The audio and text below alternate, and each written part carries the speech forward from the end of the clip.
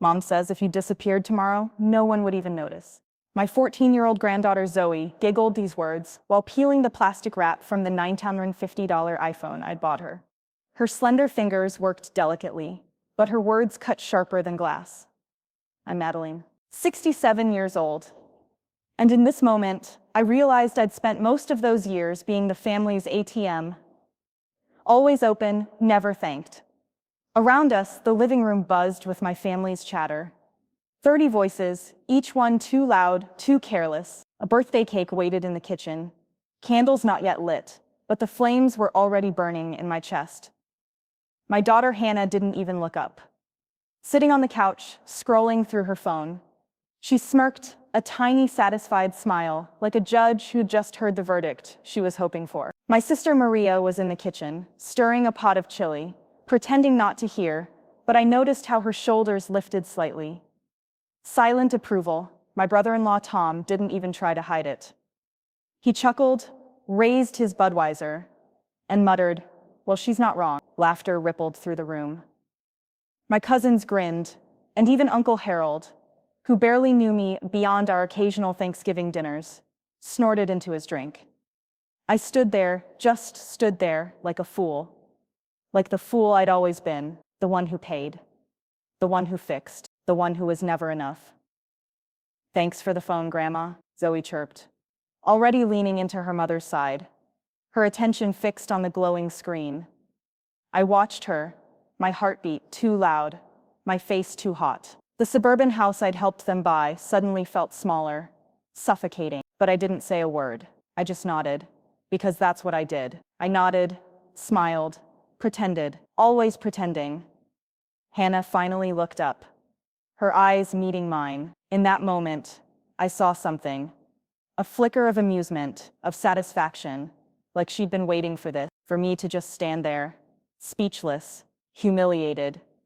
"All right, everyone, let's cut the cake." Maria's voice rang out, bright and cheerful, sweeping away the tension, but the taste of it clung to my tongue, bitter and thick. I moved to the kitchen, leaning against the granite counter as they gathered around the table. Candles were lit, wishes made, and I just watched, my hands curling into fists, my jaw clenched, and somewhere beneath the hurt, something colder began to bloom.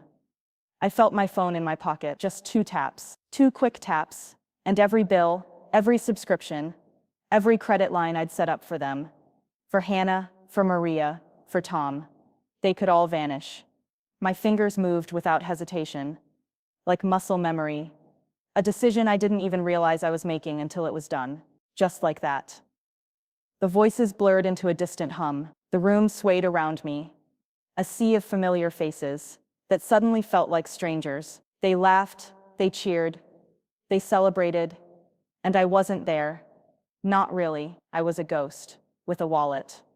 But not anymore. I slipped out without saying goodbye. No one noticed. Of course they didn't. The one thing my granddaughter got right tonight, I didn't go home. I went straight to my condo, packed a few essentials into a small travel bag, and then turned back. The black folder was old, almost forgotten in the corner of my desk drawer. But tonight, it had a purpose. I filled it, but not with my things, not with anything they would expect.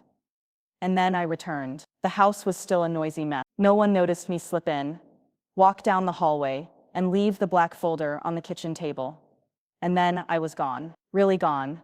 By the time they noticed, I would be just a shadow. But that folder, let them find it. Let them try to understand. The silence didn't last long. I expected panic, anger, but what I got was an explosion. It started the next morning. I woke to the sound of pounding on my condo door. No phone calls, no polite knocks, just fists hammering against the wood. "Open up. You think you can just do this?" Tom's voice, loud, furious. I stayed quiet, watching the door shake, as if it might come off its hinges. "I know you're in there. You think you're smart? You think you're better than us?" His voice cracked, not just with rage, but with something else. Fear.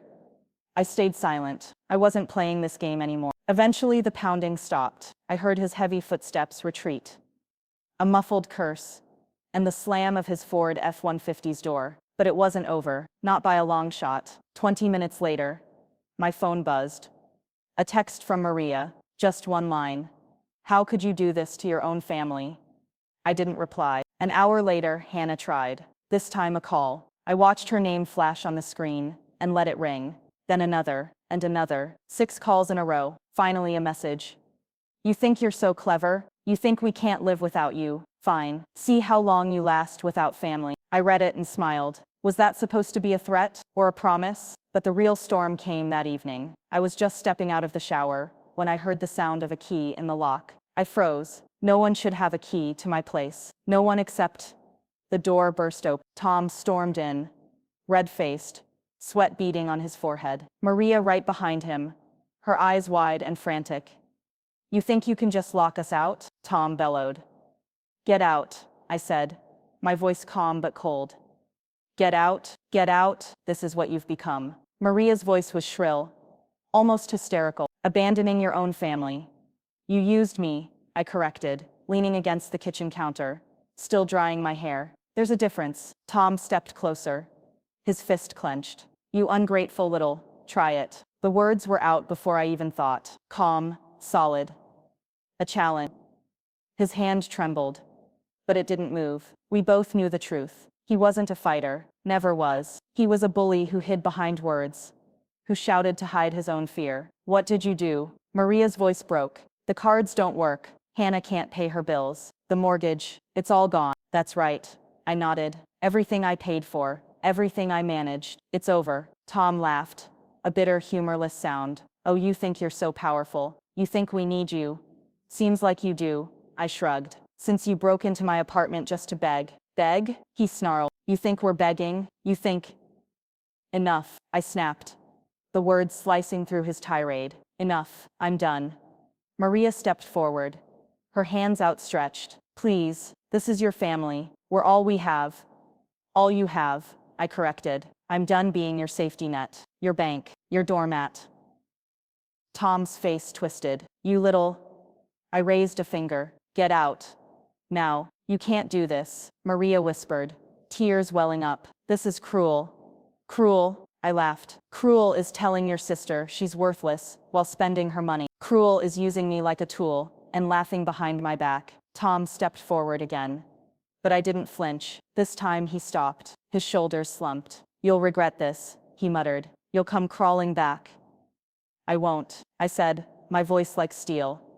They left, slamming the door behind them. But as I listened to their footsteps fade, I knew this wasn't the end. The next day, they tried another tactic. Hannah showed up at my office. I saw her through the glass, her face pale, eyes puffy from crying. My boss looked confused, then uncomfortable as she began waving at me. I stayed at my desk.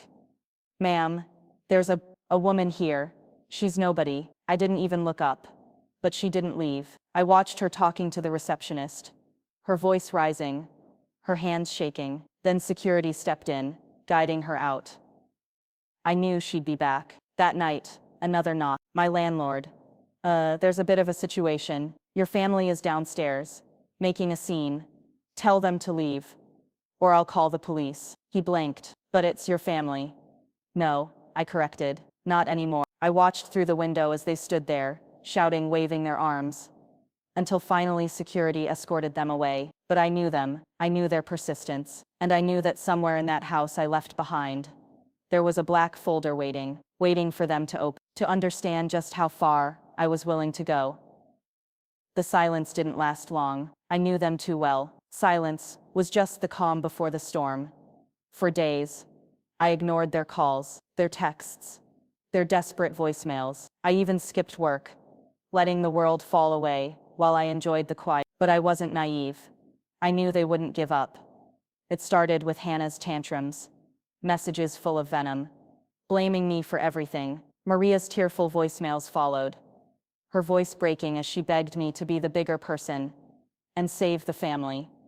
And then came Tom. At first, it was rage, threats, insults, the usual noise. But then his tone changed, calm, calculated, an invitation.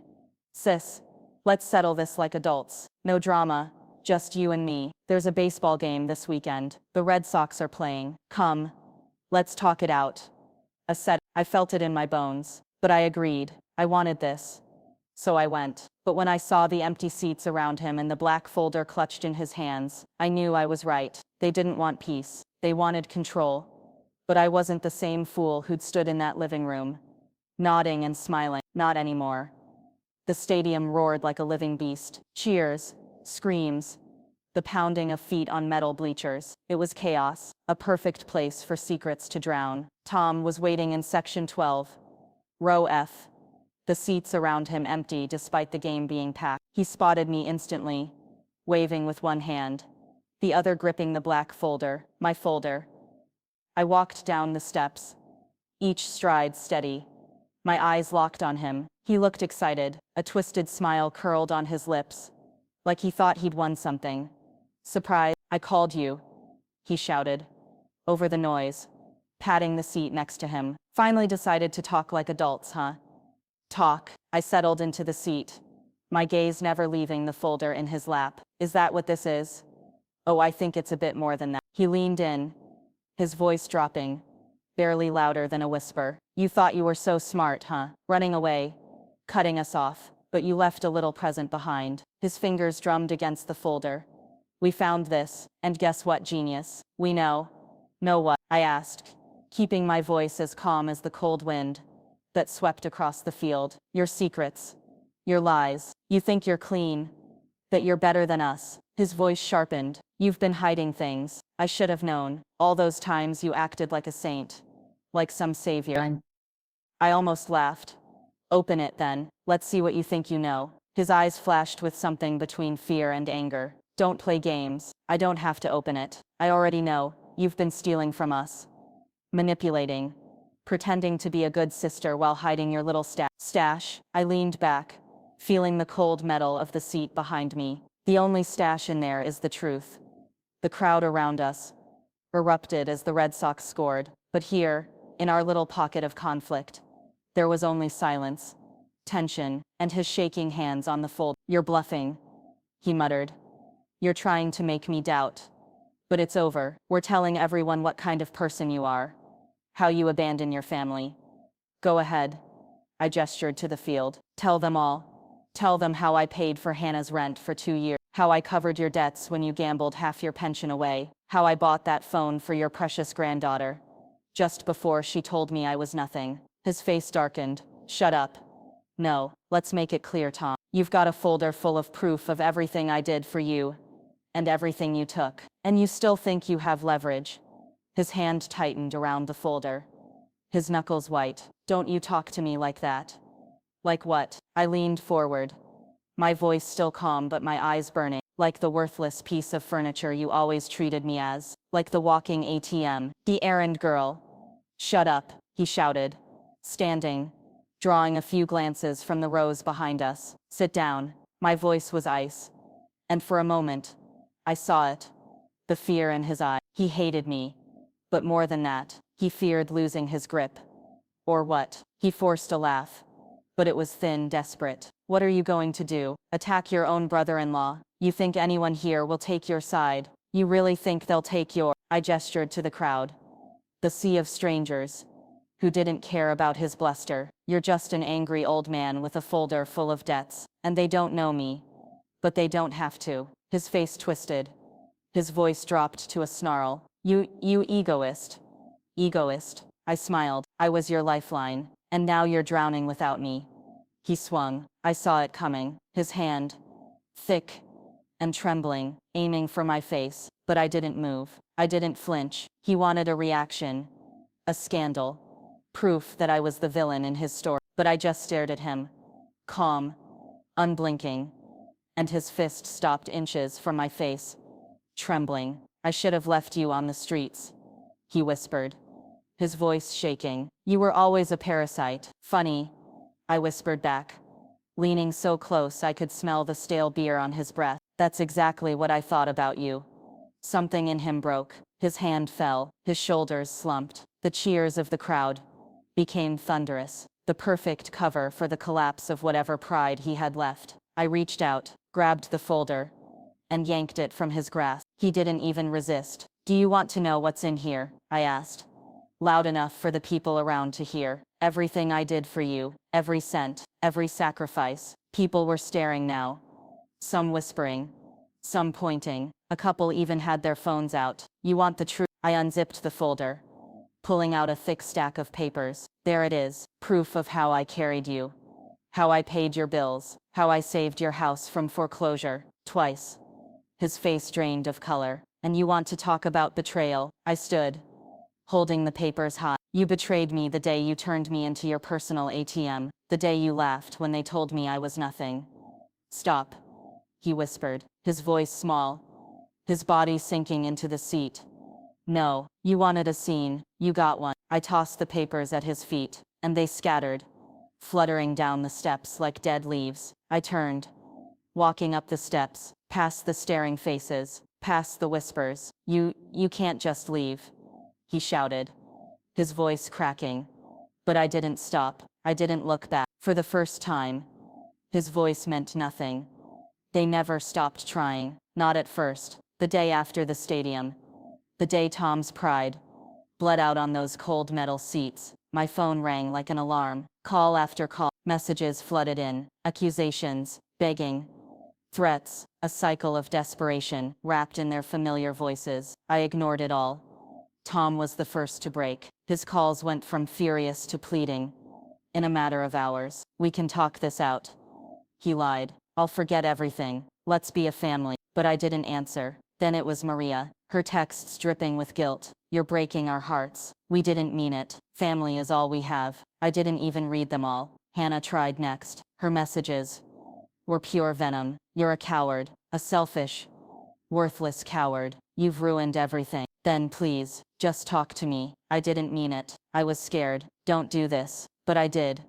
Silence. That was my answer. That was my revenge. They didn't understand it at first. They thought I was bluffing, playing some cruel game. But as the days bled into weeks, as the bills they once ignored began piling up, as their friends stopped taking sides, they finally understood. They couldn't reach me. The landlord at their house called me, stuttering, trying to explain that they hadn't paid the rent. I told him that wasn't my problem. Maria sent me a photo of the family sitting in the dark, a single candle flickering on the table. We have nothing left. I deleted it without a second glance. One evening, as I was walking back from the grocery store, I saw him, Tom, standing outside my building, pacing like a madman. His face was pale, his hand shaking, that familiar fire in his eyes replaced with something else. Fear. He saw me, his face lighting up with twisted hope. He rushed forward. Listen, you can't do this. You're my sister-in-law.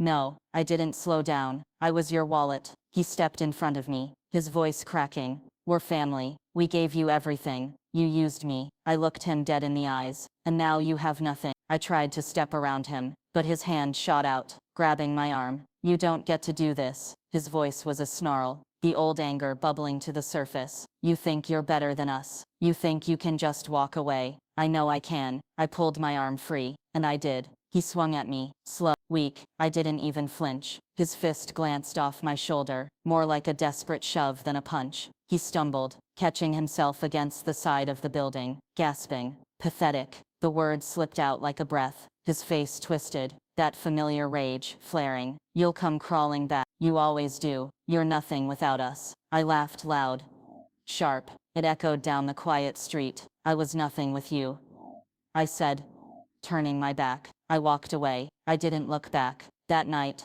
I threw my phone into the bottom drawer of my desk and left it there. The messages, the missed calls, they piled up, but they couldn't touch me. A week later, I got a letter in the mail, handwritten, shaky script. Please, Tom is getting sick. Hannah is losing her mind. We're falling apart. You're the only one who can fix this. Please come home. I crumpled it, without reading the rest. They were falling apart. Good. Because for the first time, I wasn't. I didn't move. I didn't change my number. I didn't hide. I stayed exactly where I was. But I stopped being part of their world, and their world crumbled without me. Hannah's friends stopped answering her calls. Maria's distant relatives, the ones who used to send polite Christmas cards, ignored her now. Tom, he lost his temper at work one too many times, and got fired. But I didn't care. I didn't watch. I cooked for myself, slept peacefully, went for long walks, without worrying about incoming messages demanding my time, my money, my life. They were just voices now, ghosts I'd left behind in a burning house. and I was free. Months passed, and silence became a friend. I woke up when I wanted, ate meals without guilt, spent weekends exploring the city I'd once ignored, feeling freedom in every quiet moment. Sometimes, I catch myself expecting the familiar buzz of desperate texts, the suffocating guilt, the frantic voices demanding I fix their chaos. But it never came. I had done the impossible. I buried them, not in the ground, but in my life. I walked down Main Street, one crisp autumn morning, past the cafe, where I'd bought overpriced cakes for Hannah's birthdays, the boutique where I'd spent a fortune on the restaurant where I paid for family dinners, where I was always so generous, until I wasn't. Ghosts. Just ghosts. On the corner, a street musician played a slow, aching melody. His voice was rough, fingers dancing over the strings, a voice that didn't try to be perfect, only honest. I stopped, letting the music wrap around me. It wasn't about love, it wasn't about heartbreak, it was about letting go. The world moved around me, busy and alive. I stood still, breathing it in. When the song ended, I tossed a 20 into the open guitar case. The musician nodded, and I smiled, not because I had to, not because someone expected it, but because I wanted to. And that was the difference. I didn't need them. I never did. I walked on, each step lighter, each breath easier. As the sun dipped below the rooftops, painting the sky in amber and crimson, I felt it, a quiet certainty. I was free.